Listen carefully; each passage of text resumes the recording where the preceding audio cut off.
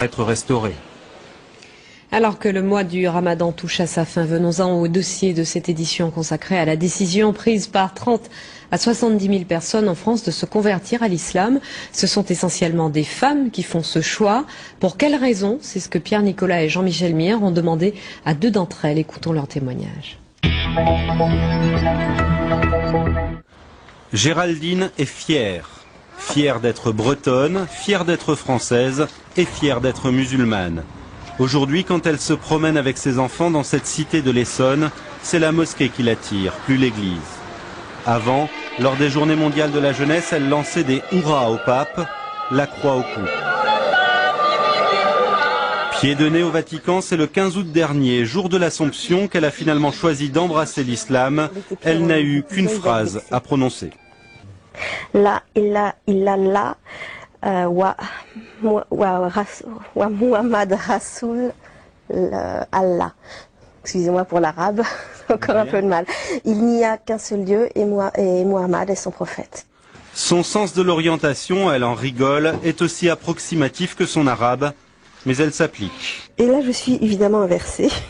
Donc, cette boussole spéciale indique la Mecque. Donc il faut suivre cette direction-là pour la prière.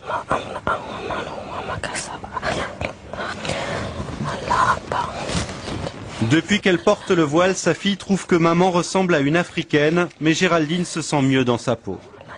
Avant ma conversion, il me prenait plus pour une femme française facile, etc. On va dire vraiment quelqu'un qu'on va draguer et c'est tout. Depuis que j'ai le voile et que je suis musulmane, je suis une femme qu'on respecte et une sœur.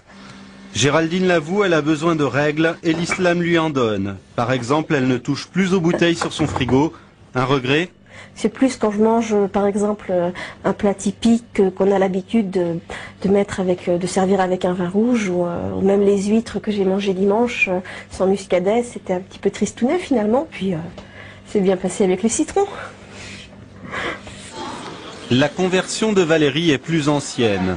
Élève brillante, doctorante, elle a franchi le pas il y a 2 ans. On ne peut pas dire que ses parents ont mal réagi, mais ce n'était pas non plus le fol enthousiasme dans sa famille. Je dirais pas que ça les a intéressés. C'est-à-dire que je pense pas qu'il y ait une personne dans ma famille qui ait lu un livre sur l'islam depuis ma conversion. Ou qui ait fait une quelconque recherche. C'est plutôt arrête de nous saouler avec ça.